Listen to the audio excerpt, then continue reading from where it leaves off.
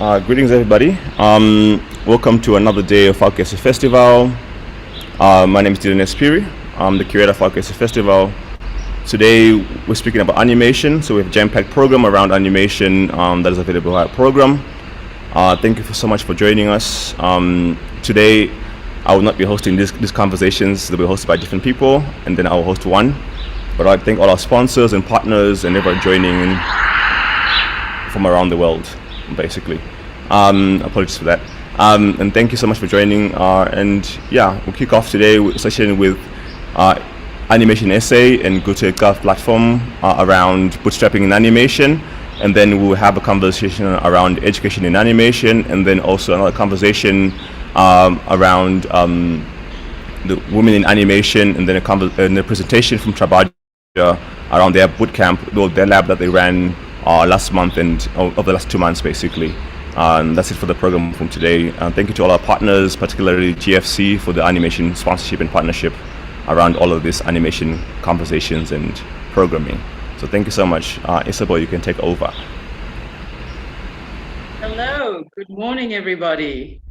Welcome to the Animation SA Goethe Dialogues at the Fak'ugesi African Digital Innovation Festival. Today we're talking about bootstrapping. So I'm going to start with a little formal introduction on and giving context to this.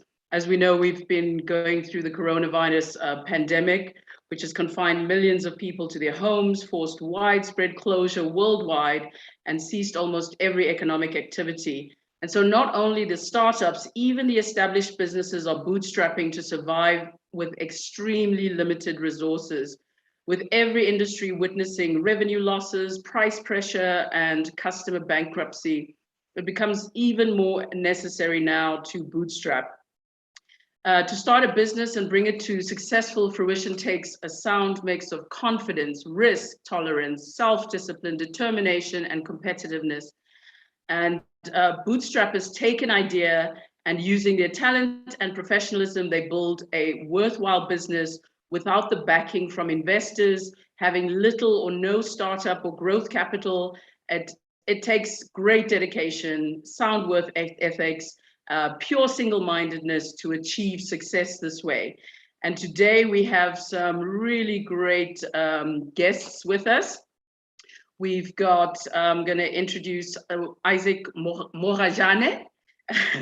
Isaac is the co-founder of Deprente, a Johannesburg-based production company that creates and produces television series and feature films.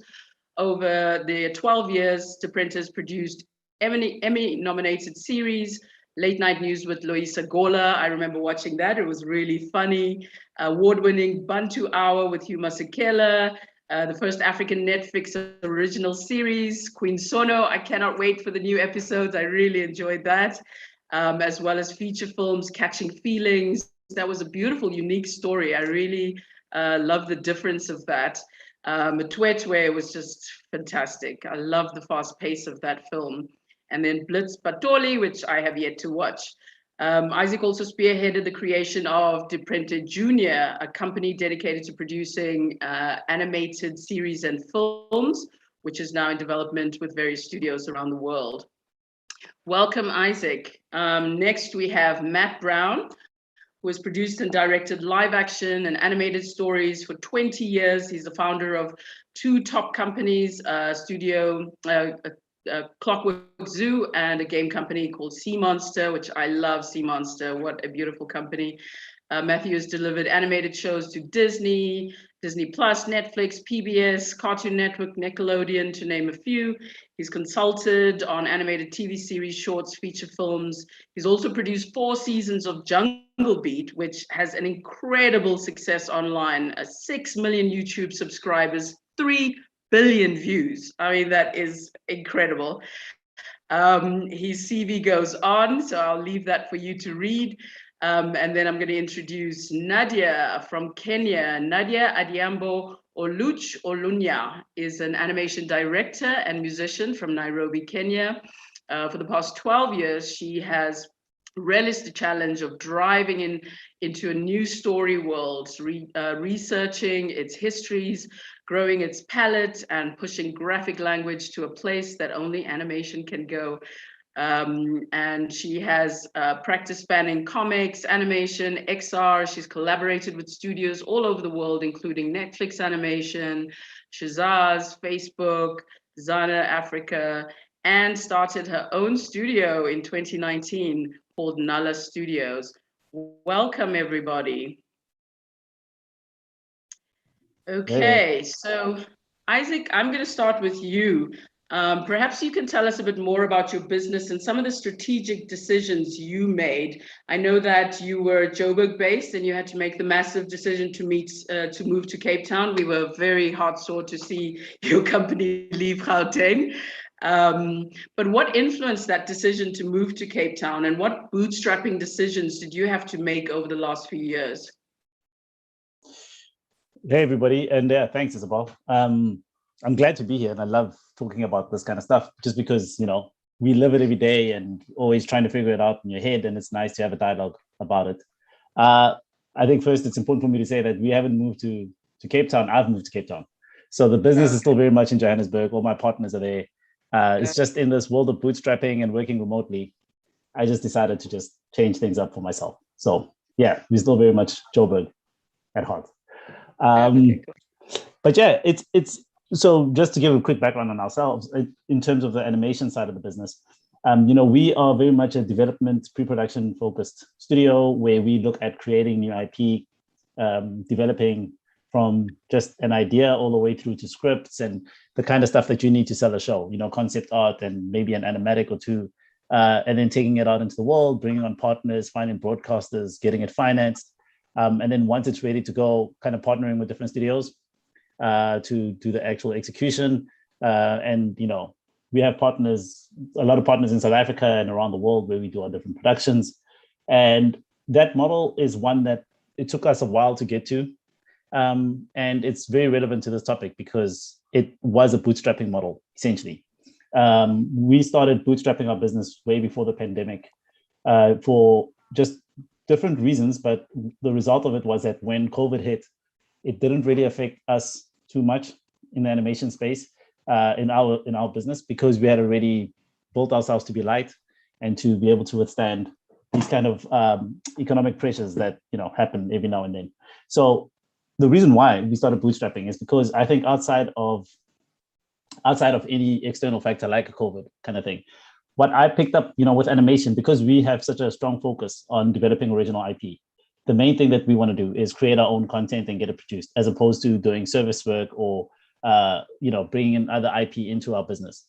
And what we learned was, this is the same for live action, but even more for animation, is that these things are a very, very long development life cycle. So from the time that you first get an idea to the point where you're ready to pitch it, and then to the point where you're getting it financed and you're bringing in all the partners, and then you finally got your whole logistics plan set up and your studio partners and you're ready to go.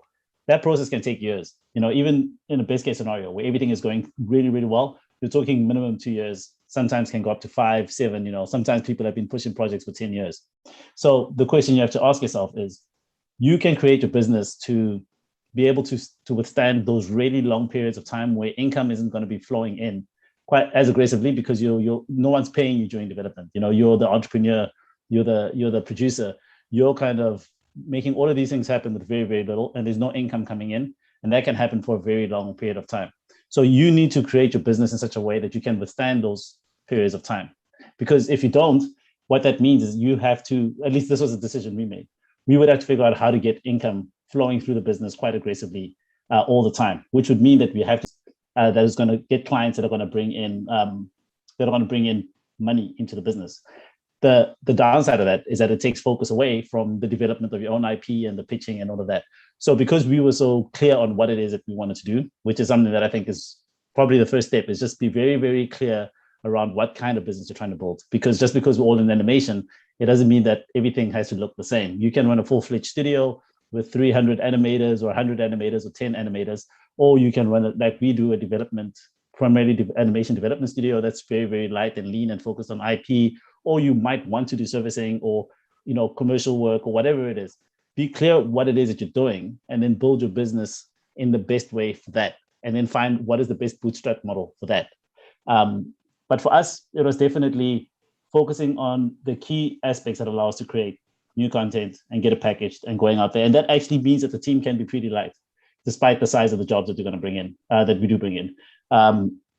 The main thing is, building networks. It's working with artists. The idea of working with freelancers versus in-house artists also becomes a big question to ask. Initially, we used to have quite a few artists who were full-time with us. And what we learned over time is that you can kind of get the same bang for buck by working with these artists on a freelance model. And if you're not developing anything at that moment, you're not covering their overheads. So it allows you to really shrink your costs in between productions. It's also good for the artists a lot of the time because there is a big demand for talented African artists right now. And so they can work on different projects with different producers and different studios and continue to grow even while you're in that phase of pitching and just trying to get money and all of that kind of stuff. So we found that, changing to primarily a freelance model versus a full-time artist model was a great way of reducing our costs to allow us to go through those periods. And then it was really just figuring out how to do really good partnerships. In animation, I think partnerships is key, and no matter what it is that you're doing. Finding different companies, different studios, different players to collaborate with to make your content is the best way to go about it, and it's almost inevitable. So that was a key thing for us, figuring out the partnership model and saying, if we don't have these elements in-house, who are people around us that we trust that have those elements? So we don't have to worry about building them. As soon as we're ready to go and a production is ready to kick off, we can then just plug into our partners and say, okay, cool, you guys have a full animation team, you guys do great rendering, or whatever it is, and you can just plug into those things, which means you don't have to cover the costs of keeping those other businesses alive and dealing with all of that, but you're able to scale and grow in a really, really quick way. And then talking about scaling, that was the other thing that, funnily enough, this bootstrap model allowed us to do. By bringing down our costs and our overheads down to the core team, it actually allowed us to use the partnership model to do more work than was possible if we try to build a big machine. Because when you have a big machine, you can only run one, maybe two productions at a time through that machine before you're overwhelmed with the logistics and trying to keep everything running. But if you have really good studio partners around you, it's possible for you to create IP, get it financed, get it into production, and then partner up with really, really strong studios and have 5-6 shows running where you're kind of playing a higher oversight role than you would if you had to actually manage all of those productions. So ironically, even though it's bootstrapping and it's about bringing down your overhead costs and making your business physically smaller, it actually allows for bigger scalability and it allows you to do more in the long run and be more ambitious in what it is that you're trying to do. So yeah, that's basically where we are right now. The model is working really well. We are currently working with all the big studios and broadcasters, the Disneys and Cartoon Networks and all of those types of people using this very model. We're partnering with local studios. We're partnering with studios in France. We're partnering with studios in the US, in Canada. So it's a really nice, flexible model. The best thing about it is that when you're still in the middle of pitching, there's not a lot of money coming in. It's not that crazy for you to cover your overhead costs because they're so much smaller that you don't need constant flush money coming in all the time. And so when COVID hits, when there's an economic downturn and things become a little bit tough for everybody, you find that you're more resilient. It takes a lot more to knock you out of business than it would if you're running in this kind of huge machine that's meant for a time when everything is super busy and everything is constantly running. So yeah, that's basically me and the way that I approach the bootstrapping model. Cool, thank you. And I've taken a look at some of your animation in development. I cannot wait to see some of them. They are looking beautiful. Well done. I remember when I started my studio a million years ago in the year 2000, and we had to look at, because I came from a journalism background, I really researched the industry and looked at the viability of it and realized that, wow, to develop an animated TV series takes a really long time. And I was like, how do we survive in that time while we're developing it? So we created a cash cow doing design and communications. And that cash cow ended up building up to be so big that we were able to buy over an existing liquidating animation studio, which amazingly at the time was one of the only studios with Black staff. So we took the staff on as well. But literally a year later, having done research into the global trends, we realized 3D was a big shift, and so we changed the studio to be 3D focused. But yeah, we also started off with freelancers, even in the design and communications. We mainly used freelancers. I was so debt averse. I was fearful of like taking on anybody's money when I did not know whether I can do this or not. So I needed to prove to myself that actually this is a viable business. And especially from the research that I did looking at how many businesses shut down after year 3. It was something like 94% back then, which I believe is a little bit better now. And then the next milestone was 5 years, where another mass number of studios shut down. And the next big milestone was 10 years, which I think was 96% shut down there. But after you pass that 10-year phase, then your springboard to growth becomes a lot better. I'm now going to move on to Nadia. Could you give us a bit of an overview of the Kenyan industry and what it's experienced through the pandemic? And tell us a bit about your journey and some bootstrapping decisions that you made along the way. Sure. So the animation ecosystem in Kenya is in a really exciting place because it's gearing itself up for rapid expansion. I think one beautiful thing about our practice or our space is that during COVID, that whole flattening of the workspace, it made it global and it made it larger for us. So for me, my studio has actually rapidly expanded because of the pandemic. The reason for this is because my initial model was to do service work for large multinational studios and then funnel that glut into my Kenya shilling life and then build out original IP. But a lot of studios were actually not willing to take the risk on an untested job market, because in order to hire just me, they'd need to legislate policy in order for them to hire me. And for one person, they didn't see it as worth it. I'd encountered this with some studios, but others needed to pivot really rapidly, and they were just, I guess, willing to take the risk. An example I can give of this specifically was with Netflix. I noticed that during the pandemic, they began to recruit really aggressively. And I figured it's because they couldn't shoot live action anymore. They had to pivot as an animation studio. So I found that their recruiters were always doing Ask Us Anythings on Instagram. And when I'd entered those webinars, it was the whole world. The whole was just immediately the same interview lobby. So I had to think of ways to stick out. So one of my core practices is that I do caricatures. So I did caricatures of all the panelists. I tagged them. That way they could see my design aesthetic, my choices, and the speed at which I work. And it's also a gift for them. So that at least put me on their radar. And from then, that still didn't get me a job immediately. The first contract actually came to a friend from uni, from Sheridan College, an amazing artist called Jima Gariba. He knew one of the directors there, and he just DM'd me on Twitter. He's like, "Hey, I'm making a movie. Do you want to work on my movie?" And I was like, "Say less." So that's how it started for me. And from that one contract, since what a studio is so much nimbler or so much leaner, as Isaac described, I was able to start hiring people and start growing slowly because I don't have rent. I don't have to buy coffee for everybody every day. Like, just the definitions of what it means to interact with people changed completely. And so it's allowed me to reframe my capacity and actually grow. And I think I've seen in the same studios or the same rooms that I'm in, other Kenyans are also coming in because the talent pool has been flattened and we're all ready to participate on a global stage. For my own personal, you can carry on. Sure. So for my own personal journey, I've always loved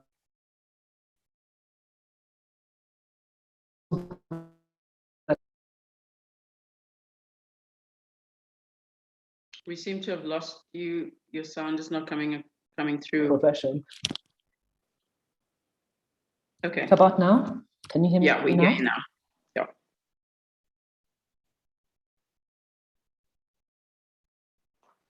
No, you seem to have gone static. Yeah. Okay, your sound is not coming through. Just picking up on something that you said. No, we can't hear you. We can't hear you. So picking up on something that you said around not having to buy coffee, it reminds me of the example of pollen and the stories that were going around when they shut down, and that they hadn't calculated for the mass scale that they had done. Simple things like toilet paper for that many people, coffee and tea. And when you start to calculate that over the months and years, it's a massive amount. So, you know, it's small things that can do you in. I'm sure there were many other reasons that resulted in it shutting down. But yeah, the small things matter too. And this shift now that we're having allows us to eliminate so many costs that it's almost it supports the bootstrapping model and allows for, and this has always been the challenge in the animation industry, is that it costs so much, it's so expensive. Clients are always like gobsmacked when you give them quotes, and they're like, really? But you're just drawing little cartoons. But yeah, this is going to change the game hugely. And one of the things I love about your work, Nadia, is and I've been saying this from the beginning of my entry into the animation industry, that we need more females in the industry because females bring a different artistic aesthetic. I mean, your work is so feminine, so the color choices of females is different to the males. The lines, the whole aesthetic is completely different. And I think if we have more of that, we have a bit of a balance in terms of, you know, the look that our children are constantly getting access to. So how has the growth of female animators and entrepreneurs in Kenya been? Can you hear me? Yes, I can hear you. Okay, great. It's been healthy. It's growing. I think at the highest level, like there's a lot of female players. I know there's people doing matte painting at Lucasfilm. There's a director called Nyando Muki who's working on the Kizazimoto anthology. She's a director there. So I think we are playing at a high level. And I think, but there is still that mythology I hear about, oh, there are no women. And whenever I meet somebody, they're like, I've never seen one. And I'm like, where have you been looking? Have you just been in rooms with other men? And I find that like maybe that's like a lot of things that's to be unpacked in terms of the society as a whole. Like which rooms do people stay in when they work? How do they set up their studio environments? Is it for women to enter? Is it a male space? I think that determines the people they see inside. But it's definitely a wonderful time to be like a femme and to animate. Like I remember when I was leaving school, they'd been working really hard to have gender parity in animation. And by the time I was leaving, there were more women enrolled than men. So I think it's definitely shifting. Great. Yeah, we're also having great growth with females in the animation industry. I think Triggerfish said that they had almost reached 50% gender balance in their studio. So there's definitely incredible growth going on. Matt, I'm going to move on to you. Lastly, I just wanted to mention, because Animation SA did a partnership with Ada Studios, Ada Animation in Kenya, where they asked us to promote and get some animators from South Africa to join their training program, which looked so impressive, with international trainers, local trainers. And they'd initially asked for 10 from South Africa because they were doing a recruitment from different African countries. And South Africa ended up getting 15 members to join. So we're looking forward to seeing the outcome of the products that they produce. So exciting. Matt, so you founded 2 companies and worked with many businesses over the last 20 years.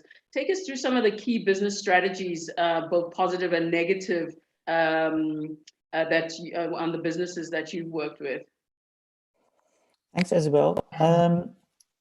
So I started off in 2D, because it seemed we were able to come off a low base technically.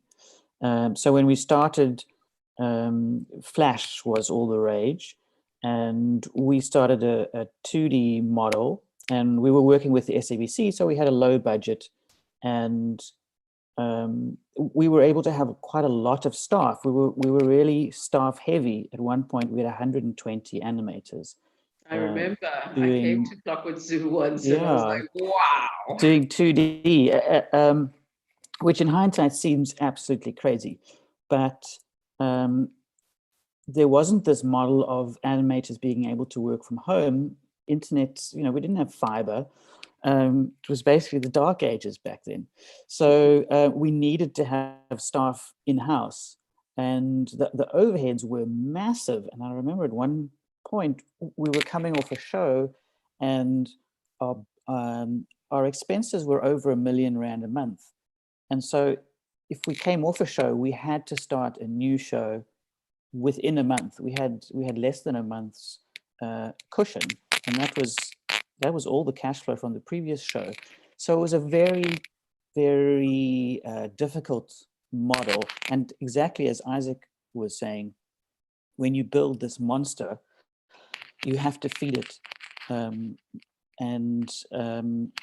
it's almost dangerous to have so many staff. You have to fill it with content, and pretty soon that model stopped working really for a couple. Yeah, because I remember Clockwork Zoo shut down. Hey? Yes, the people who owned us, Waterfront Studios, shut us down because for exactly that reason. If we didn't have a show in production, we could only last for a month. But what's changed since then, besides that there's been a shift to 3D, which is good and bad, but because of this kind of technological revolution and high-speed internet, you need a lot less staff to animate, and you can now recently staff from home. What was interesting to me in 2019, just to jump around a bit, I was working for Triggerfish doing a film called SEAL Team, and they needed to outsource some animation.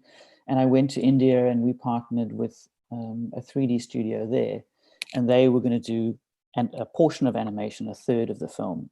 And when COVID hit, the team in Cape Town, the Triggerfish, were able to move to their houses, buy higher speed internet, and continue. The Indian studio fell over completely, and they stopped animating within a few days because they didn't have that ability to send staff home with high speed internet, to send them home with their computers. So we were almost at an advantage here, where I felt we were so used to bootstrapping and so used to various crises of electricity and water and taxi violence that we kind of just take it in our stride when these things happen. So that was very interesting to me, that we actually had to pull the project away from the Indian studio because they could not work from home and they could not work in the pandemic. Whereas locally it was a much softer landing. And now, of course, those animators don't want to go back to the studio. They're at home, they're comfortable, they don't feel so watched over by Big Brother. In many cases, their output is higher because they just are much happier. So you have a studio like Sunrise, which is a massive studio in Noordhoek, and it's empty because all the staff are at home, which is really interesting and I think good. As the guys were saying, your rent drops, tea and coffee drops, transport costs are reduced. So I think it's an opportunity, actually, this shift to working at home. And actually, research has shown that globally, most employees have chosen do not want to go back to work. So many are looking for that hybrid model of only having to go into the office if they have to for really strategic reasons, but most want to work at home, which I think is going to have huge impact on business. It's going to reduce a lot of the financial stress for businesses, which I think is going to make entrepreneurship that much more easier, and allow for bootstrapping to happen in that startup phase where you don't necessarily need all of that kind of investment. You're able to push through with bootstrapping a lot longer now, because of the shift that's taken place. Yeah, I think maybe the one downside is that collaboration is a bit at risk. There was it's really nice to be in a studio and to talk about creative solutions with people in person. Yeah. So as long as you can still do that over Zoom and overcome those those distance problems, then I think it can work. Definitely. Yeah, so commercializing is another key component of the business, and it's a very expensive part, and it becomes very difficult when you're commercializing not to avoid spending money. So knowing where to spend money becomes key. What were some of the decisions you made with regards to spending money or not spending money during the pandemic, and how did this affect your business growth, ideas, and innovations? Isaac, maybe you can tell us a bit about yours. Yeah, I think for me, like I said before, this was already a path that we were on before the pandemic hit. So we didn't really have that much of a change in business practice. I think our business is very front end heavy, so a lot of it, which is something that I don't think gets a lot of talk when you're talking about studios, is the sales and the pushing to get the business and to get your show off the ground and all of that kind of stuff that happens in the front end. We're very heavy on that. So one thing that we were able to immediately save on during the pandemic was, the idea of I had to travel to markets. I was in, 5 or 6 markets around the world every year. So it's obviously an expensive endeavor, the flights and accommodation and the tickets and all of that kind of stuff.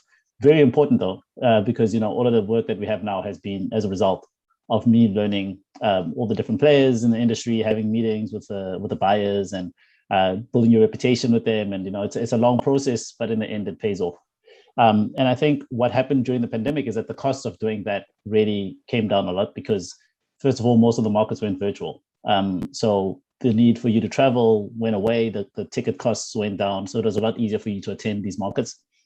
Secondly, I think there was a mindset shift in the eyes of people who buy and stuff. I think there was a big need before that they had to see you and physically touch you and shake your hand. And, you had to be a real person to them before the conversation could advance. At least that was my experience, before the conversation could advance to a certain place, But since the pandemic started and everybody got locked down, I have met so many executives and buyers and partners virtually in LA or in the UK or whatever, and have done business and have signed deals and all of that stuff without ever having interacted face to face, which I felt was almost impossible to do before that. You would have had to fly up at some point and meet these people and just be like, we were real people and everything. So I think to Nadia's point, people's mindsets have shifted around how to interact with people around the world in this remote setting. And the great kind of side effect of that is that it's completely reduced the costs of, for me, of getting my shows off the ground. I've been able to, I think we've had the most successful year in terms of securing deals in our history, but it's also the year that I've spent the least by far in investing in doing that because it's all been virtual. So that has really, really helped a lot. And I think also in terms of collaborating with the studios and partners and all of that, it's just changed what it means to set up your business. It's changed the protocol of how you build these partnerships, and it's just the costs have just really, really plummeted. It'll be interesting to see what happens once everything is under control and we go back to normal. Like, is this a sustained shift in the way that people do business, or will we have to kind of go back to more of the traditional way? It'll probably be a hybrid, but it's been really really good and a really good way to approach the market without having to break the bank, which has been a really, really nice thing to experience. Yeah. Cool. The thing I love about bootstrapping is that it allows you to be self-reliant, and you learn so many lessons by it actually forces innovation. I remember when I was running my studio and the animators came to me and they wanted, they said that we're doing this Bovis and Sam, which had a lot of dance moves, and it was like kwasa kwasa moves. So, you know, that's like just the waist doing the gyration. And they said, well, we need a motion capture to be able to do this. And back then, motion capture was insanely expensive. And I was like, no, that's not going to happen. I've bought you time. So, and you are geniuses. You were all handpicked. So I want you to go and find a solution. And literally within, I think it was about a month, they came back with the most innovative, simple, cheap, and better than motion capture solution. So what I love about, you know, not having the money sometimes is that it forces innovation, because sometimes we think we can put money to a solution, yet actually if we gave it the time and really put some thought to it, we can solve those problems much more efficiently and less expensive. So maybe you could share some of the lessons that you learned from your various bootstrapping endeavors, Nadia. Yeah, that's a really good question. An example that comes to mind. Can I give that a bit of thought? Maybe could you ask Matt as I give it some maybe thought? You can take us. You've run some big studios and big productions. Well, I think something I've learned is that if you're in the production space and you're making content, if you know, let's say Isaac is doing pre-production and running a show, and I am someone who is more in the trenches and producing the show, what happens quickly is that the technology costs and hardware costs just skyrocket. There's always new versions and new software and new hardware that the technical people want. And very soon the expenses start to become very heavy towards that. But with this new way of working with the internet, you can have servers overseas. You can use Amazon servers. You can render overseas with someone. You don't have to have all of that technology in-house, so you can save quite a bit. And what happened in a company like Sunrise is we didn't have the cash for all of the technology. So to talk about bootstrapping, what we did is we would send these hard drives with shots to Asia, and they would load the shots and render the shots and send it back on a hard drive, which you know, we thought we were quite clever for doing that, and we were being you know, we were bootstrapping and being quite cheeky, but now it's becoming cheaper and cheaper to send stuff to a server overseas and then receive it. And I think that is going to be amazing for places like South Africa, because the capital investment in technology is astronomical, and you're not investing in people, you're not investing in the artists, which should be your primary kind of, is what you want to invest in. Which is a big part of why we're growing so slowly as an industry, because if we look at when India started, they surpassed us within a few years, and we've been around since the 60s. I mean, very few people know that South Africa was producing animation for the BBC back in the 60s. I mean, I don't think we even had television in the 60s, but we had, I think it was called an Oxberry or something, and they used to do 2D animation. I must actually remember to do a documentary on the history of animation in South Africa before the old guard who sit with those stories disappear. But yeah, talking about India, I remember with my first animated TV series, I had to outsource it to India. And it was really heartbreaking for us because the loss of jobs, the loss of money going to another country, African stories being told by another culture. So it was very painful for me. but I saw the opportunity in it. One, I sent 10 young Black male and females to India on the production to learn on the job.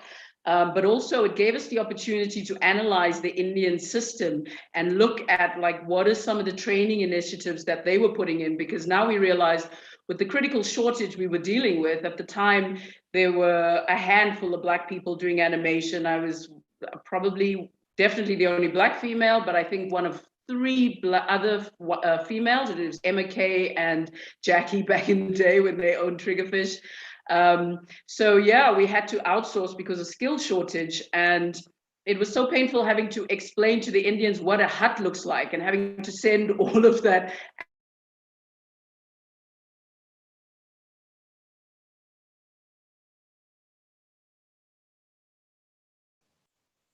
Isabel is frozen mid-screen. Oh, I thought it was They put them into a training program. Sorry? Is somebody speaking? You froze for a second, but yeah, you're back. Oh, did I freeze? Okay. So I was saying, yeah, the Indians put our interns into massive training programs that they had, and they had these massive factories, and it's interesting to now see how that's actually working against them in this pandemic, and that actually the being able to be nimble and shift with the times, being able to take into consideration the macroeconomic impact on your business and being able to move with those changes is really critical. So those massive machines, the massive studio factory system is really hard to be flexible. And can you maybe take us through some, because there's a lot of companies that are outsourcing and have been outsourcing for quite a while. Sunrise Productions, there's quite a few big South African TV series that are being outsourced. Matt, maybe you could take us through like what are some of the strategic decisions around why people are choosing to outsource to other countries, especially from South Africa specifically. Yeah, I think there are a couple of reasons. One is, of course, the price, where you feel that a studio in India or Asia is perhaps cheaper than your staff and your setup here. The other is for collaboration reasons, where a studio is really good at one thing and have done it before. So it's kind of, you're de-risking it. You like that look, so they can help you do it. It is a risky endeavor because, of course, you're not controlling that studio, so you're not entirely sure what you're going to get. And the other thing is, maybe this is just personally, but you want to outsource as little as possible. You want to, I try and keep as much as possible in South Africa because that's how the industry can grow. But the talent pool is really small. So if Sunrise is in production and Triggerfish is in production, there literally just aren't enough 3D animators. So while we hopefully grow the talent pool, which is a whole nother conversation, outsourcing has become necessary. The way it worked well at Sunrise was the heads of department were still in South Africa. So you knew that the person in charge of lighting was in South Africa, and the lighting artists in Asia, he had to approve all of their work. So there was a buffer really of quality before it got to the director. But certainly if you're considering outsourcing particularly to another country, you really need to go there, see what they do, how they do it, and get a sense that they have the same sensibilities, hopefully the same sense of animation and timing and humor that you do. Like you were saying, you don't want to describe every detail. You want the studio to get it. Yeah. Can I just say as well? I think something that's interesting is, and I don't really know what the answer to this is, but we're kind of in a different space now. And I think the idea of looking at what is a South African production and the capacity of a South African artist and the growth of South African talent or African talent has kind of shifted because the whole world is becoming so interconnected. Our talent is working on things all over the world from here. They're working on, you can find a kid in in the Eastern Cape working on a German show, you know, from the Eastern Cape or whatever it is, you know. So the growth of our talent and getting them to work on high profile things is less connected to there being South African shows than ever before. Whereas before it was, you know, I think especially back in the days of Clockwork Zoo, like there had to be South African productions running for South African artists to work. And that's kind of shifted away now because so many artists are working on different things all over the world. And so when we collaborate with our own IP or different things with different studios, I think that the thinking has kind of shifted, at least for me, in terms of how do we bring all these artists together, and how do we bring in our local artists to work with these guys, and vice versa. And it's more like, I think, looking at generally how our artists are being capacitated overall, as opposed to just are they only working on South African shows, because I think that's no longer, the paradigm has shifted so much, the landscape has shifted so much because of technology, that it's no longer the greatest marker of whether our industry from an artist perspective is growing. It's not necessarily that there are South African shows and properties that they're working on. It's just like how many of them are working on really high profile things and getting the experience. And we all want to work on our own content, essentially, you know. So even if you're going to spend a few years working on a Canadian show, once there's a really cool film that's happening in South Africa, those people can be pulled back with the right incentives, you know. So it's just I think there's just a big mindset shift that we all have to kind of seeing this thing shifting under us, you know, and learning how to rethink the stuff that before kind of was solidified is going to be important. I hear you. Oh, sorry, you muted yourself. I was just going to add to that I hear you, but I remember the feeling of when Magic Cellar eventually got completed by the Indians, and that feeling of, you know, especially when it won like something like 29 awards around the world and was the first African animated 3D series. And I was like, but it wasn't done by South Africans in their own country. So there is kind of a feeling of like, and then I wasn't happy with the animating, was a little bit too rigid. So I was like, feeling like there's so much that's a bit out of your control. But yeah, it definitely, the landscape has changed now, and we're working on a lot.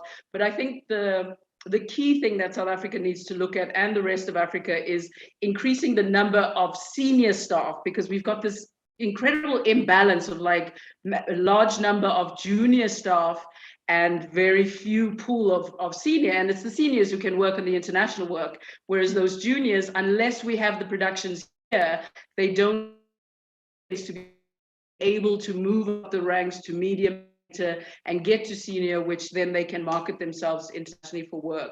So it's a process that we need to go through, and kind of, yes, there's change, but it's also keeping in mind that big creation is a critical thing for our country's sustainability.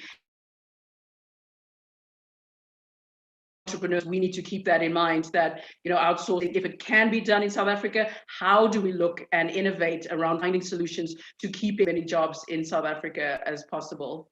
I want to maybe move over to some questions from our audience. This is from Jade, and she says, could each animator speak and say what it is that got them into animation and the greatest challenges growing animator? Nadia, could you maybe start? Sure. I'd say like the Disney Renaissance in the 90s, that was a huge influence on me. So like a lot of the films of like John Mascaron, Clements, like The Little Mermaid especially, I used to wear that VHS out. And I also really liked toys. So I really liked the idea of just like play and storytelling and imagination from a very young age. And what were some of the greatest challenges growing as an animator? The challenges are still there, to be honest. I think the biggest challenge— as an entrepreneur, there's always challenges. Always. But as an animator, it's that you have to stay teachable. Like that for me is the most humbling lesson I keep relearning. I always thought that one day I'd arrive at a level with my draftsmanship where I've understood everything I need to understand. And now I know, but I found that in order to be good, I always have to be breaking myself, acquiring new skills. And that is extremely uncomfortable, but something I'm learning to embrace. Mm-hmm. And you, Isaac? I mean, I guess you know, the same, like as far as content, I was watching Thundercats and He-Man and all of those things Oh, I growing up. love And Thundercats. yeah, and I always used to draw as a kid. So there was a big translation for me with comic books and animated content with something that felt accessible to me. I mean, I'm not an animator. I think I should say that now. I'm a producer, so I work with animators and I work and I make animated content, but I don't actually sit and animate. So if I'm talking about like as soon as I got the gap to get into animation, I took it. This was after we had really gotten a bit of a reputation in the live action side. I jumped all in because it was the dream job for me. But as far as the challenges, as an animator, I can't really speak to those specifically as an animator. But I think as someone who works with lots of animators, I think the challenge is always,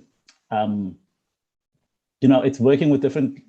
It's particularly with people who there's sometimes when I work with people that share the same sensibility as me, and that's the easiest, most pleasant job because the translation is so simple in terms of what I'm trying to create and what I want, made.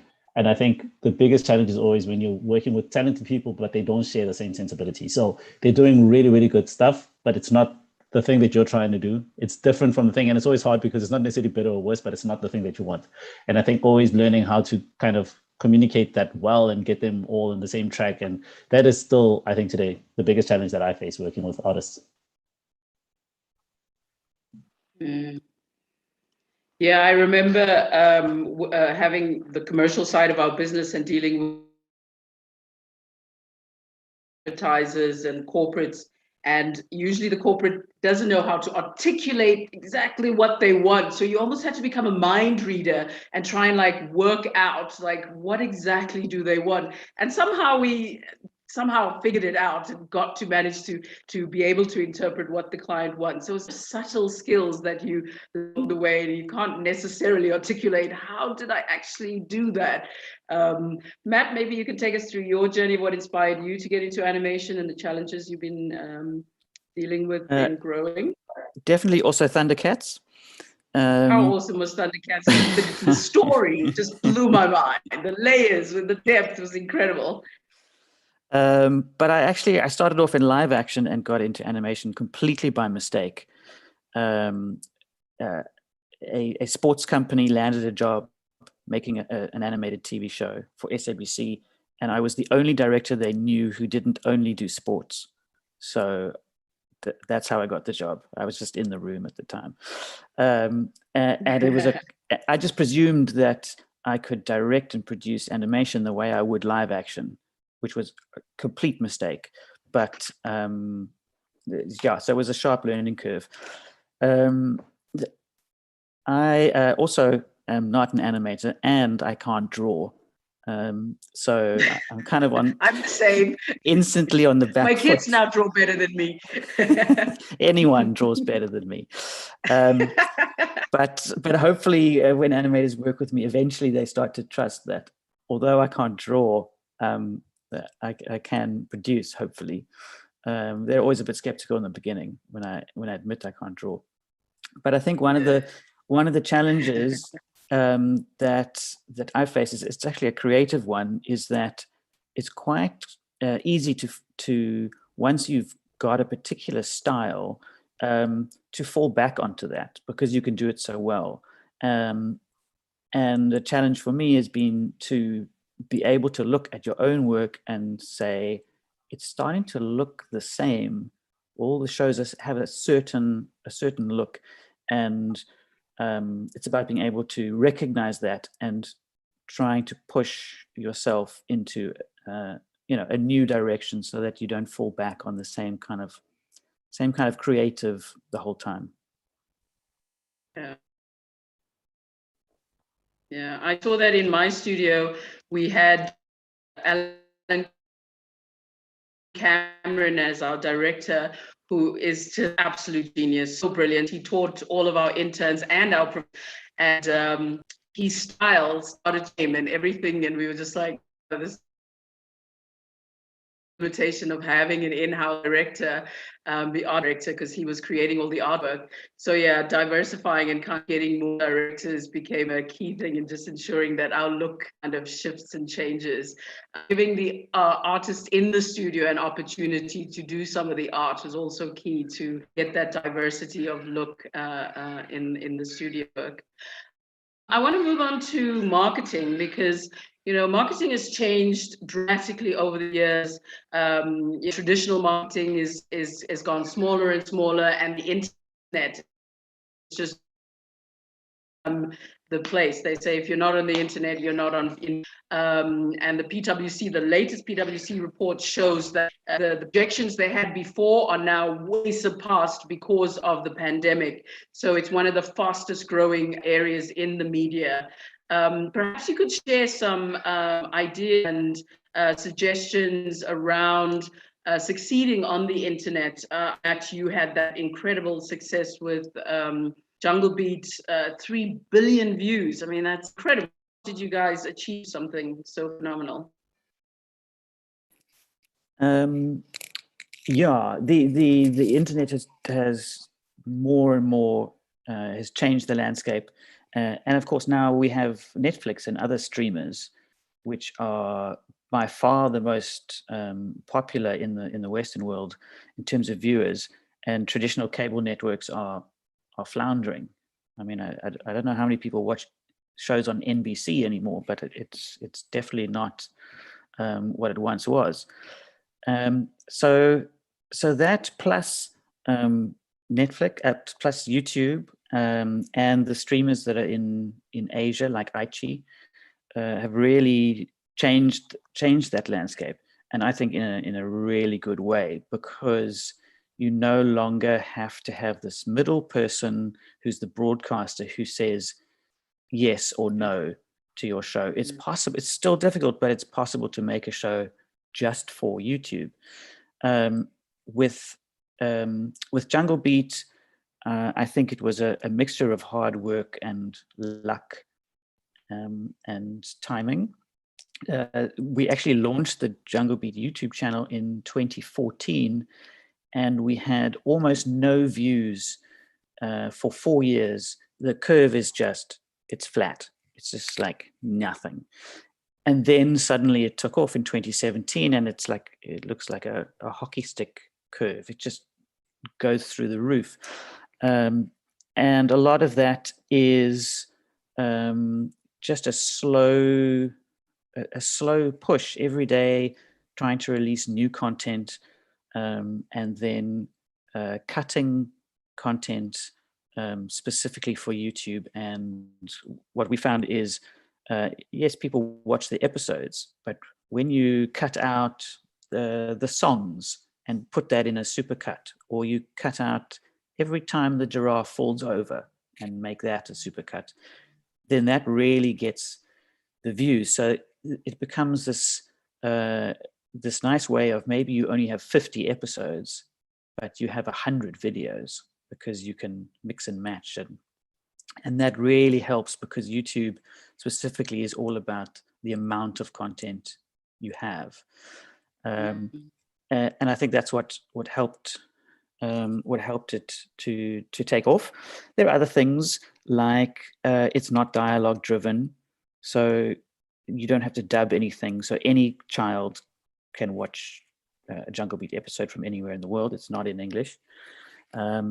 And it's slapstick, so the humor is universal, and the characters are not particularly one. It's quite generic, actually, and it's on the downside. It's quite generic. The giraffe looks like a giraffe, and the elephant looks like an elephant. But that also means it's universal. So almost in a way, its blandness helped it to do well. But what's interesting to me is that you can make a show for broadcasters and then hold back the streaming rights. And the streaming rights can, if you're lucky, start to generate passive income. And like Isaac was saying in the beginning, the problem is, how do you get income through the through your business while you're developing other things. And so if you can have a couple of shows, a couple of IPs that generate money in your sleep, then you can start to fund your development work. So all of the money that comes out of Jungle Beat that goes to Sunrise, they pump into development of new shows. And now they're making new Jungle Beat episodes based on the income from YouTube. So it's started to turn into a cycle. So it funds new episodes and then grows by itself, which is really awesome. It is an anomaly. It's not, it's not easy to replicate that. And I don't think we could even work out exactly why it took off. We can guess at some of the things. Yeah, it was something that I've been trying to promote amongst NFEF and DAC around the importance of moving your marketing up front and starting your marketing through development. And NFEF is key on that because they only allow you to apply for your marketing once you're way further down your production. And I'm like, that's old school. With the internet, that makes no sense, because with your marketing in your development, you're building all of these assets which allow you to repurpose these assets for the internet and start to look at how can you build audience, build brand, build recognizability, and then also how can we commercialize you throughout the process and that then also brings up the other issue that I've also been motivating to DAC around the reference group and working on the 5-year strategy for the audiovisual industry, was this whole value chain that sits on the internet that kind of misguides young producers in thinking that it's development, pre-production, production, marketing, licensing, merchandising at the end, and distribution at the end. And I'm saying that has to be completely changed. Everything at the end of the value chain has to come up front. It has to form part of your business plan, because it forces you to think through your commercialization strategy, your return on investment. It bolsters your business plan to show the multiple ways. And it's also helping to move the entrepreneur, and especially creative, artistic entrepreneur, from that project-based, where I'm building an animation project. You're not building an animation project, you're building an animation brand.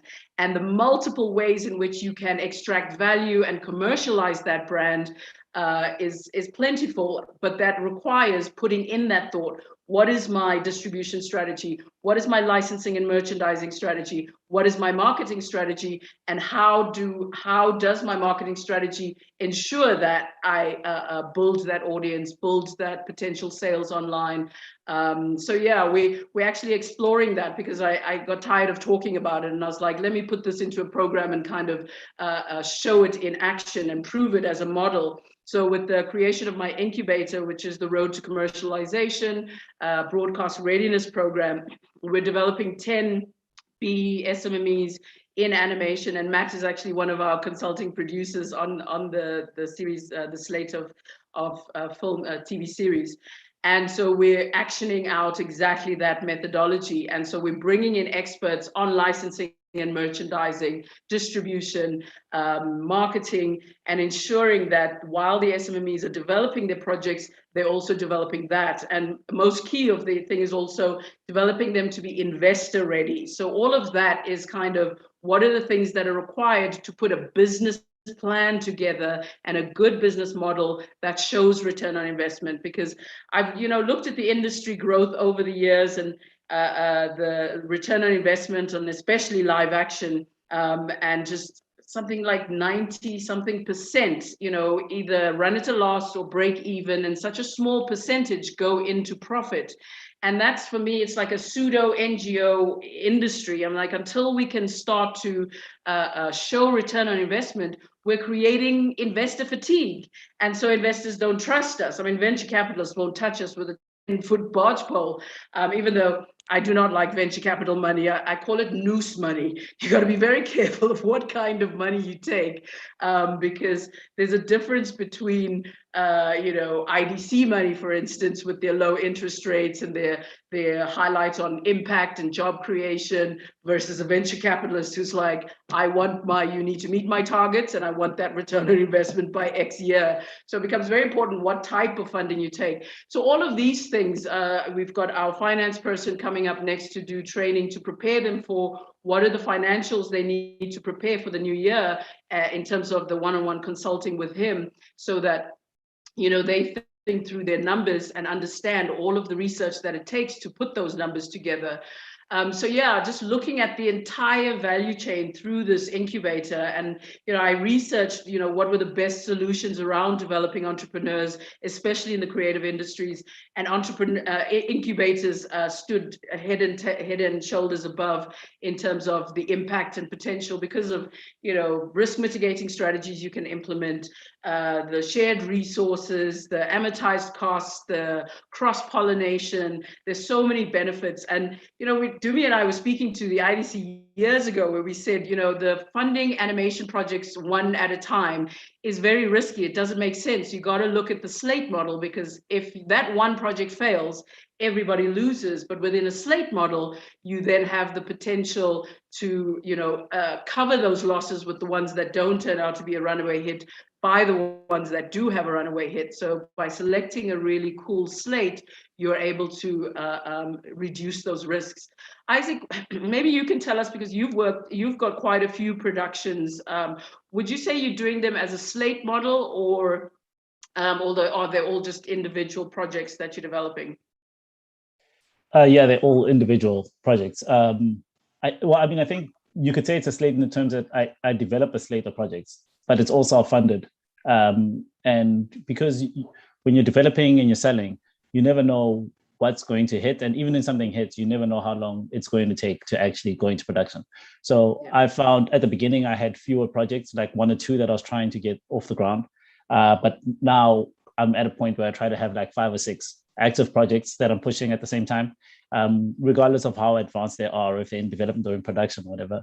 The idea being, and I have a very kind of scattered approach in terms of approaching each project, because I look at, there's lots of different things to look at. Is it preschool? Is it 6 to 9? Is it more like older? Is it CG? Is it anime? Is it 2D? What are the themes? And all of that helps. Even like, what is the potential for L&M? Because not every show or film is something that you necessarily need to build an L&M model for, because it's just not necessarily the type of show. But there's some where it's very toyetic and it's the right target market that you think you can make a lot of money from merchandising. So all of those things are going to be different for each project. So I take each one out and I build a model around it based on the specific of the project. So the development slate, the slateness ends for me at the development level. And then taking it out, I think it depends on who the broadcaster is going to be, and who the studio is going to be. All of that will also affect the type of financing that I need, because I can pull financing from lots of different sources based on who my partner is and the type of thing that I have. I think what would make sense for me would be like looking at a slate model would be if there was like a fund that I can use to fill the gaps or whatever that I need for each production. That's more of like, that's like a slate fund, as opposed to this is a slate that's going to fund all of the projects from bottom up. I mean, one of the key things that I try to do is to reduce risk I want to make sure that there is a clear distribution model, a broadcaster on board, all of that kind of stuff before you put any money, production financing into a project, because to build it all from the ground up at complete risk is really difficult. I also think because there's so much content coming out these days, it's harder and harder for yours to push out the pack. So even if you complete something, I think there was a time 20 years ago, 30 years ago, where you finished something, and just the fact that you have a finished piece of content made it valuable because there were so few pieces of content. But I think now in a world where there's so much being produced all the time, there really has to be something special about your thing to make it really stick out. So the best way to figure that out is, can you get buyers, and can you get broadcasters, and can you get all of those people into your project? This is my strategy, by the way. It's not the only strategy. Can you get them into your project before you bring in all the big, heavy risk financing, So yeah, I've also, to be honest, the way that my project is structured now, there's not a lot of risk financing. It's also happening through license fees, pre-sales, that kind of stuff, so that so that, you know, as soon as it's, if you build your model well enough, on the other side of it, you don't have to pay anybody back. You're basically, whatever you make is profit on the other side of it. It's tougher to do, but it's the way that I've been working.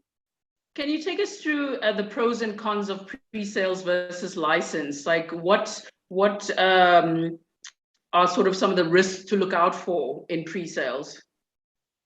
Okay, so just take a step back. What pre-sales are is basically you find a licensor. So you're finding a broadcaster, let's say the SABC, are coming into your project, but they are going to buy into your project before you've even started production. So you're basically selling it before you've made the product. You can use some of the money that you're getting from them to then put into your production budget.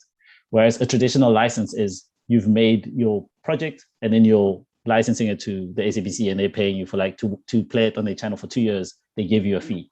So it's basically taking the license fee and putting it up front.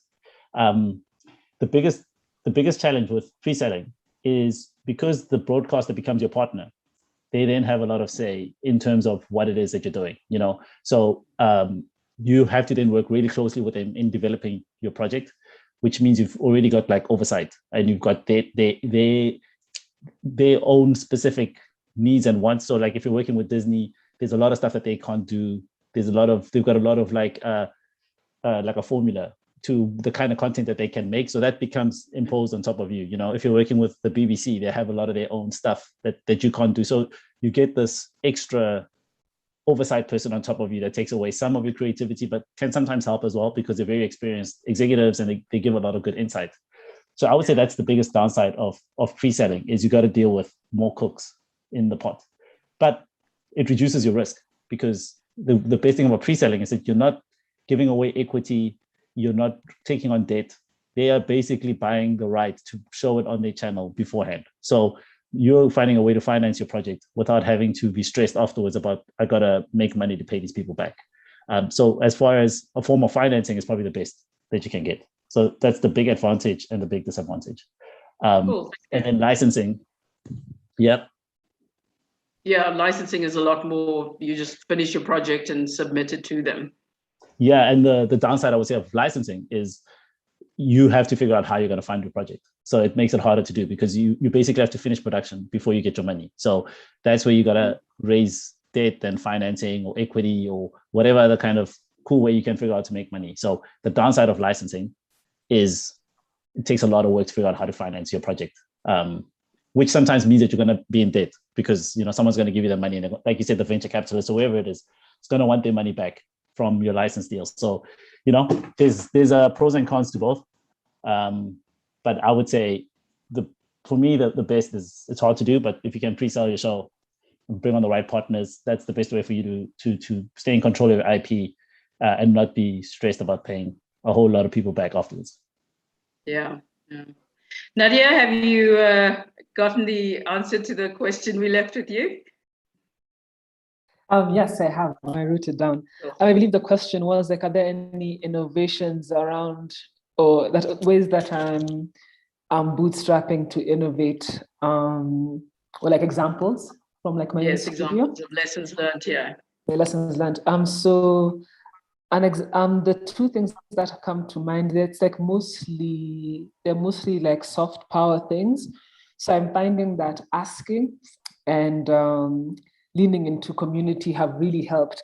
Like instances where I thought I'd have to burn through capital to get something like software or a piece of hardware. If you're working on a project with somebody and they have more power, you might never know what you get if you just ask. Or if you're collaborating with people, you don't know who'd be able to like loan you some studio space. I find that kind of like sustaining community has been the most powerful thing that has worked in my favor so far when it comes to innovation. Even when we are not able to meet face to face, like I'm finding people's generosity has been quite powerful and has saved me quite a bit of money. Yeah, I also found leaning into community is quite a powerful thing. I remember when we were many years ago trying to animate a cat, and we were looking at the fluidity of a cat's body and the things that it does, like an accordion. and the software at the time didn't allow for that kind of fluid movement. And so we started researching, and we were like, oh, well, maybe there's a gap in the market. Maybe we should get some programmers in to design this and create a plugin for the software. And then I was like, let's just use all our collective networks and ask around the world, like, who has come up with this problem and who's come up with the solution. And bam, just at that time, Softimage had come up with a solution for cats. And so we were like, okay, good thing we didn't invest in the cost in trying to solve that problem when the solution was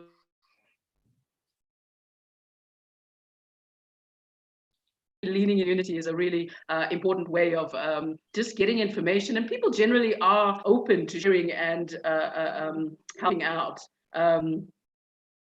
over time.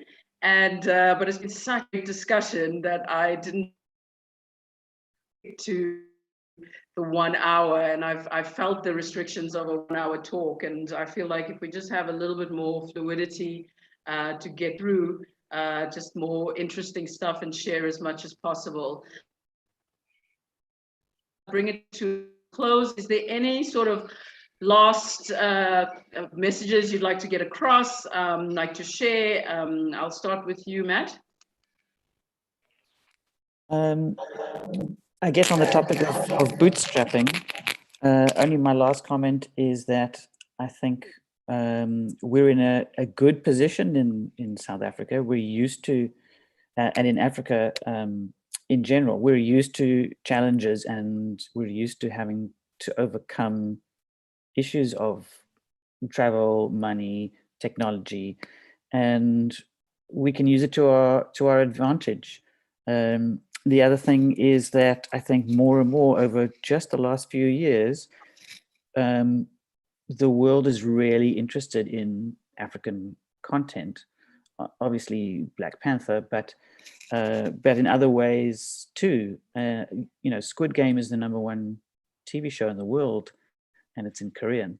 So it really bodes well for us that we can tell our stories to the world. So I think it's a very exciting time for our industry. Yeah, right. Nadia? Yes, I'd say for me, the final thing would be community, especially now that we're coming out of a world that's been hit with an isolating disease. I think it can be very tempting, especially for animators, to enter like their holes and to block out the world and to imagine that it's them against all these immeasurable odds. But I'd say that the most radical and powerful thing is the people who are in your corner. So to keep cultivating community in mind. Cool. Isaac? Yeah, I think just to echo what's already been said, I think we are in a unique industry in that all of the stuff that's happened in the last 2 years has actually in many ways helped this industry more than hurt it. I think there's more animation because it's harder to shoot live action. There's been a big pivot towards animation from all the buyers. They're more interested in it than ever before. And that kind of meets with the point that Matt was making. There's a higher demand for African content and global content than ever before. So there's a big spotlight on the African animation industry at the moment. And I think a lot of the artists that are working here, especially the experienced artists, are feeling that they're now working on really high profile things at a rate that's never happened before. So I think that it's up to us to take advantage of this moment and make sure that we build our businesses and our workflows in the way that that allows us to take advantage of all of that. And as I was saying before, I really think that this new way of thinking is not necessarily a COVID specific thing. I think the world is moving in this direction. The technology has shifted in this direction. There's constantly going to be shocks that happen. They're becoming more and more frequent, whether it's economic or it's a virus or whatever it is. These things are just going to keep happening more and more. So let's all take the opportunity to really build businesses for the future. And also let's not sleep on this focus that's on us now. Let's get our work out there. Let's get the most high quality stuff out there. Let's really make a mark in the world right now and really show people what we've been trying to show for so long, and that is what really African animation is and the quality that we can produce here on the continent. Cool. Thank you. I'm going to end off by just sort of raising awareness to burnout. something that entrepreneurs experience, and because entrepreneurs are in there, have been in their silos and out there, it's more real than ever before because productivity is increased by people working at home. So making sure that you have that balance in your life is important. Making sure you have an ergonomic chair, so taking care of your body and your mind and your spirit, and really ensure that you have that holistic look at life as an entrepreneur, because I have experienced burnout and it is real and it affects your business and your health in such a significant way.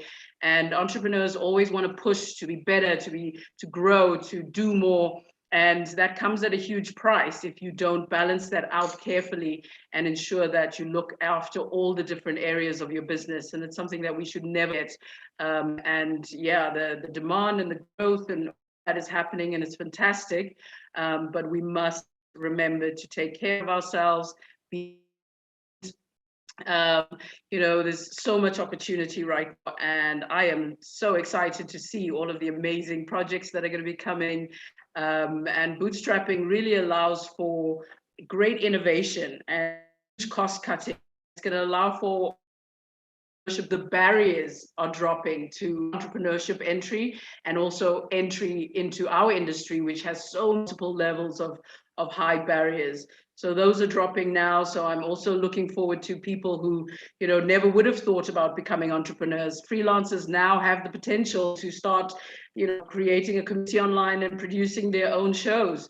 So there's a whole new world out there and a whole new way of doing things, and all very to keep in mind our health, our well-being, and to produce, healthy content. I think there's also a shift that's needed around this whole kind of war mentality and this fighting mentality, and now females are like also fighting, and so I think there's that needs to take around love and compassion and kindness, and really keeping that in mind as we progress, evolve, and grow as entrepreneurs, as human beings, and improve as a global society. Because I think the biggest thing that we're collectively experiencing is exhaustion.